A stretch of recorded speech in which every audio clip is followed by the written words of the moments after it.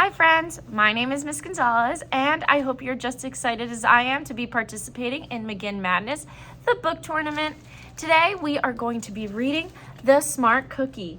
It is from the #1 New York Times best-selling team, Jory John and Pete Oswald. Let's go ahead and get started.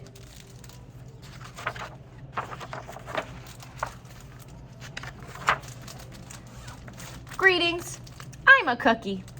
I live in a bakery on a street corner near a river. Come on in. Welcome to our little community. It's a warm and supportive place to spend some time. Pretty fantastic, huh? These days, life is sweet, but my journey wasn't always a cakewalk. When I was younger, I couldn't have imagined fitting in here.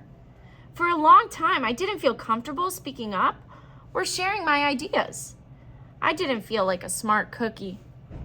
I wanted to be a cookie who knew all the answers, a cookie who felt confident in a group, a cookie who said, aha, when solving a puzzle, like this, aha. Looking back, I had some trouble in my early days. I went to school in a gingerbread house. Our teacher, Miss Biscotti, was kind and patient. When I arrived each morning, she'd wave at me and smile. But I didn't get the best grades. And I never raised my hand because I couldn't think of the answers as fast as the others. And I was the last to finish most tests. It wasn't because I didn't care, and it wasn't because I didn't try. Sometimes I'd get distracted and mess up, even though I knew the material. Those were the most frustrating moments of all. Once, I misspelled the word dough. That was rough. Another time, I added when I meant to subtract. Occasionally, we'd have a lesson where I had absolutely no idea what was happening. I just couldn't keep up. I imagined that my desk was a raft and that I was completely lost at sea. Because that's what it felt like. At night, I slept in a cookie jar. I had about 6 dozen roommates. Move. You move. No, you move. No, you move. No, you move. I'd stay awake and stare out the window and worry. Sigh. And it went this way, day after day after day. But then, something happened that changed everything. It all started with a homework assignment. Miss Biscotti requested our attention one afternoon. Tonight, I would like you to create something completely original, she announced. It can be anything you want. Please bring it to class tomorrow.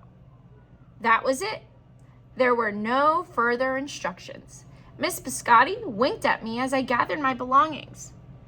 I felt like I had 1,000,000 butterflies in my stomach. Create anything? Something original? Due tomorrow? Gulp. When I got home, I immediately went to work. At first, I tried a cooking project. The results were half-baked. Next, I tried to hammer and nail something. It splintered immediately. Then I tried making a sculpture. It was a complete bust. I wondered if I was about to fail yet another assignment. I was stuck. I stared out the window and watched the rain hit the river. There was something mesmerizing about the water, how it moved in such a chaotic way, swirling around and around, yet ultimately figuring out exactly where it needed to go. Suddenly, I had an idea. Aha! I decided to write something original, a poem.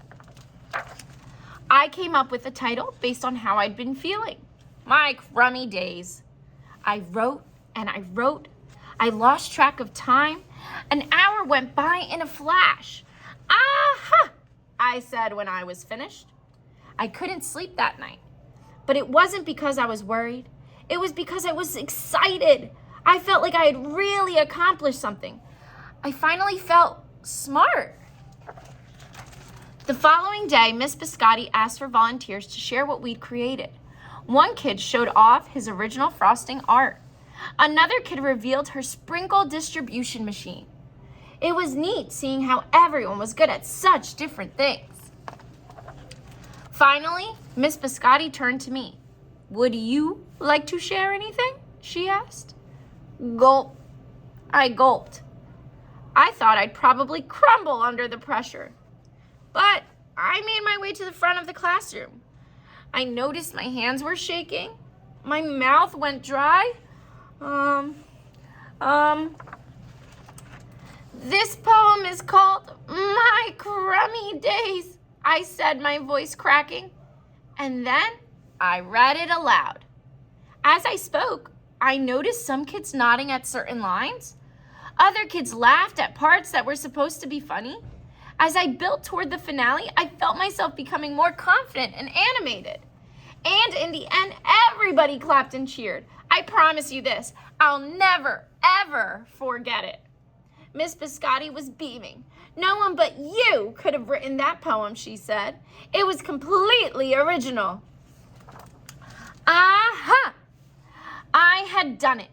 I created something and shared it with the world. Well, my world at least. The rest of the day was a blur. By recess, I was already planning my next poem.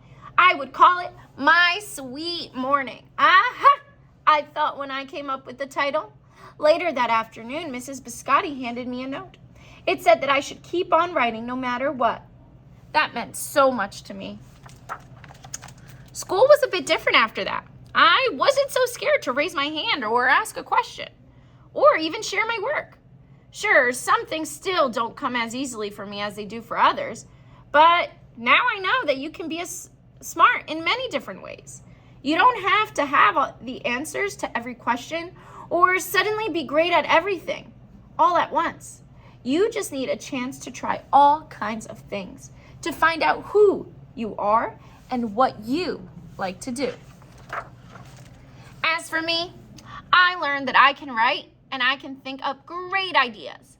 And I find plenty of other things I'm good at too. I no longer feel lost at sea.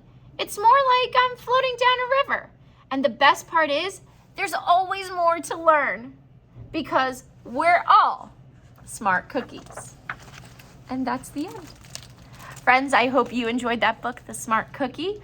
And I hope you learned that you can be and do anything you want. All you have to do is follow your dreams and work hard at it. Thanks for reading with me. I hope you have a great rest of your day. Bye.